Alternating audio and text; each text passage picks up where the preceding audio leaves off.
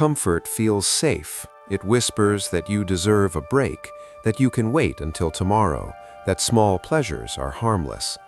But comfort is a slow poison. It doesn't destroy ambition in a single strike. It erodes it day by day, hour by hour, until one morning you wake up and realize the life you wanted has been traded for a softer routine. The problem with comfort is that it masks cost. Every hour spent scrolling, every evening surrendered to passive entertainment, every decision to postpone growth is a withdrawal from your future. You pay with time, energy, and potential. The balance sheet of a comfortable life is full of small losses that compound into regret. The person who wins understands that comfort is not neutral. It is an active force working against your goals. Growth lives on the other side of discomfort. Strength, skill, and character are forged in environments that demand more than you think you can give. The gym is uncomfortable. Learning is uncomfortable. Saying no to immediate pleasure for a long-term gain is uncomfortable. That discomfort is not a sign you chose wrong. It is the signal that you are pushing a boundary. Treat it as evidence of progress, not punishment. Discipline is the antidote to comfort. Discipline is not a dramatic act of will. It is a system that makes the right choice the easiest choice. Design your life so that productive actions require less decision-making and less energy. Lay out your clothes the night before. Schedule the same work block every morning. Remove the apps that steal your attention. When your environment enforces the behavior you want, willpower becomes optional and momentum becomes inevitable. Replace vague goals with specific contracts. "I'll get in shape" is a promise to nowhere. "I will do 45 minutes of strength training every Monday, Wednesday, and Friday at 6 a.m. is a contract you can keep or break. Contracts remove ambiguity and expose truth. When you measure, you can improve. When you track, you cannot hide behind feelings. Numbers are merciless but fair. They reveal whether comfort is winning. Expect resistance. The voice that says later is louder when you are tired, stressed, or comfortable. That voice is not your enemy. It is a test. The person who acts despite the voice builds a new identity, someone who keeps promises to themselves. Identity change is the real transformation.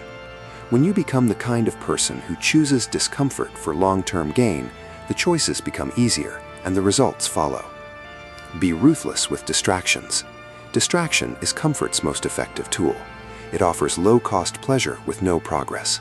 Social feeds, endless streaming, and passive consumption are frictionless traps.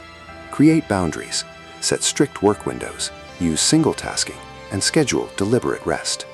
Rest is not the enemy. Unplanned, passive rest that fills your time with nothing is. Protect your attention like a scarce resource, because it is the currency of achievement. Choose your company with intention. People reflect the standards you tolerate. If your circle normalizes comfort, your habits will follow. Surround yourself with those who demand more, mentors who call you out, peers who compete, friends who respect your schedule. Social friction can be a catalyst for growth. When others expect excellence, you are more likely to deliver it. Reframe failure and pain. Comfort avoids risk, and risk is the price of growth. When you fail, you learn faster than when you succeed. When you feel pain, you find the edges of your capacity. Use those moments as data. Ask what to change, not who to blame. Convert discomfort into a plan, and then execute that plan with discipline. Design small, non-negotiable rituals that accumulate into a life you respect. One disciplined habit, maintained for months, will change your identity. Start with something tiny and measurable. Protect it like a contract for 30 days. After 30 days, evaluate honestly, adjust, and add another habit. The compound effect of small, consistent actions is the antidote to a life softened by comfort. Remember the cost of inaction. Comfort is seductive because it promises ease now and defers pain. But deferred pain becomes larger and more expensive. The life you postpone is the life you may never get back. The person who chooses discomfort today buys freedom tomorrow. That trade-off is simple and brutal, short-term pain for long-term dignity. If you want to be exceptional, you must be willing to be uncomfortable. If you want respect, you must be willing to be tested.